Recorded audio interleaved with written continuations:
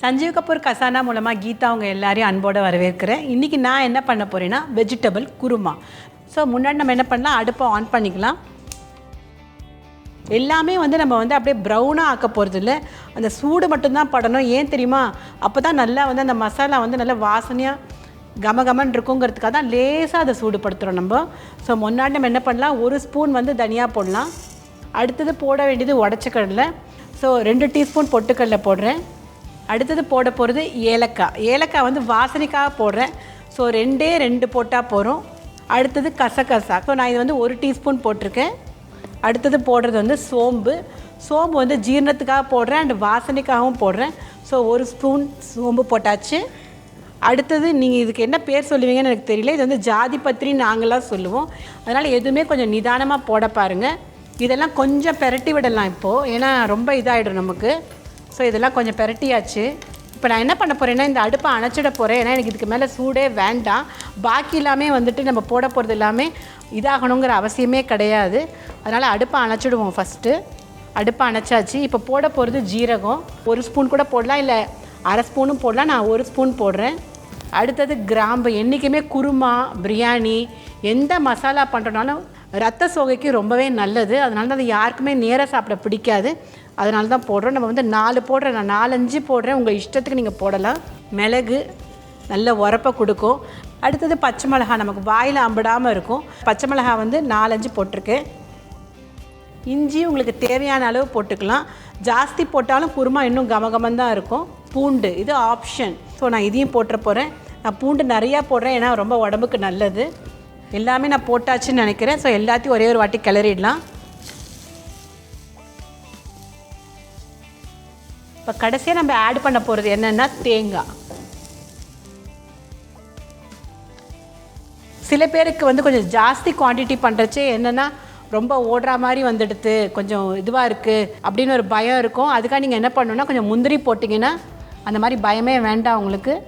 So ஒரு 4-5 முந்திரி அதோட ஆட் பண்ணிட்டிங்கன்னா நல்லாயிருக்கும். இப்போ இது எல்லாமே சூடு ஆறினதுக்கப்புறம் நம்ம மிக்சியில் போட்டு அரைக்க போகிறோம். அரைச்சிட்டு அதுக்கப்புறமா தான் நம்ம வெஜிடபிள் எல்லாம் வேக வச்சு பண்ண போகிறோம். வாங்க இதை அரைக்கலாம்.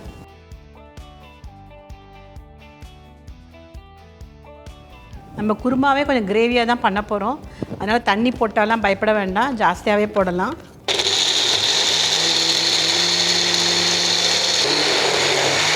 ஸோ நல்லாவே மைய அரைச்சி வச்சாச்சு நம்ம பேஸ்ட்டை. இப்போ நம்ம என்ன பண்ணலாம், கறிகாயை வேக வச்சு இதை அதோட கலக்கிறதுக்கு பேனை போட்டுடலாம் இப்போ அடுப்பில்.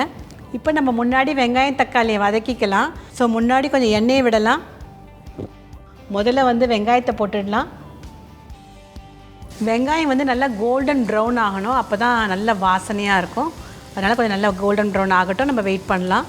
வெங்காயம் நல்லா செவந்தாச்சு. இப்போ நம்ம தக்காளியை போட்டுடலாம்.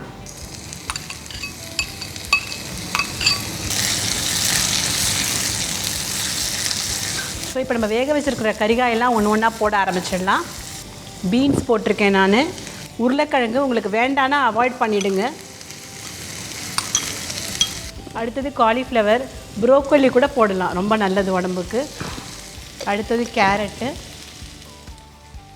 அடுப்பை பெருசாக வச்சுருக்கோம், அதனால் ஒரே ஒரு கிளறிடுவோம். அடுத்தது பட்டாணி. எதுவுமே வேக வேண்டாம், ஏன்னா எல்லாமே வேக வச்சு போட்டுட்டேன். ஸோ அதனால் இப்போ இந்த பேஸ்ட்டை போட்டுடுவோம். கொஞ்சம் அடுப்பை சின்னதாக வச்சுக்கலாம். இந்த அரைச்சி வச்ச மசாலா பேஸ்ட் இது நிறையா இருந்ததுன்னா கொஞ்சம் ஃப்ரீசரில் வச்சுக்கலாம் நீங்கள். இப்போ நாம் இதில் கொஞ்சம் தண்ணி போட்டு கலக்கி போட்டுடலாம். எல்லோரும் என்ன பண்ணுவாங்கன்னா கடைசியாக தயிர் போடுவாங்க.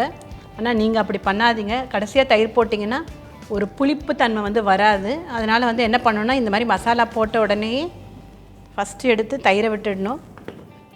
அப்புறமா தான் நம்ம உப்பு உரப்பு போட போகிறோம். தயிரை போட்டாச்சு. நம்ம ஏற்கனவே பச்சை மிளகா அரைச்சி விட்டுருக்கோம், அதனால் கொஞ்சமாக பொடி போட்டால் போகிறோம், சிகப்பு மிளகா அப்படியே. அடுத்தது கலருக்காக மஞ்சப்பொடி. என்றைக்குமே குருமாக்கு தாளிச்சே கொட்டக்கூடாது, ஒரு மாதிரி எண்ணெய் வாசனை வர ஆரம்பிச்சிடும். அதனால் மேலாக போடணும் குருமாக்கு. இப்போ நல்லா கொதி வரணும். கொஞ்சம் அடுப்பை பெருசாக வைக்கலாம். ரொம்ப நாள் கொதிக்கக்கூடாது. எல்லா பக்கத்துலேயும் ஒரு கொதி வந்த உடனேயே அணைச்சிடணும். இப்போ கடைசியாக சேர்க்க வேண்டியது என்னது, உப்பு.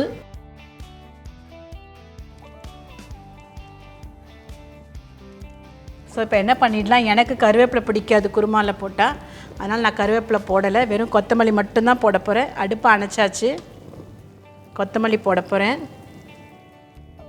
கமகமன்னு குருமா ரெடி ஆயாச்சு. நம்ம வந்து இன்றைக்கி வந்து ஆப்பத்தோடு சர்வ் பண்ணுறோம். ஒன்றுமே இல்லைன்னா ரைஸோடு கூட சாப்பிட்லாம், ரொம்ப நல்லாயிருக்கும். ஸோ இந்த குருமா உங்களுக்கு பிடிச்சதுன்னா நீங்கள் என்ன பண்ணணும், நான் எப்போவும் சொல்கிறது தான், சஞ்சீவ் கபூர் கசானாக்கு லைக் பண்ணணும், ஷேர் பண்ணணும், கமெண்ட்டும் பண்ணணும், மறக்காமல் சப்ஸ்கிரைப்பும் பண்ணணும். அடுத்த ரெசிபியோடு உங்களை சீக்கிரமாக சந்திக்கிறேன். பாய்.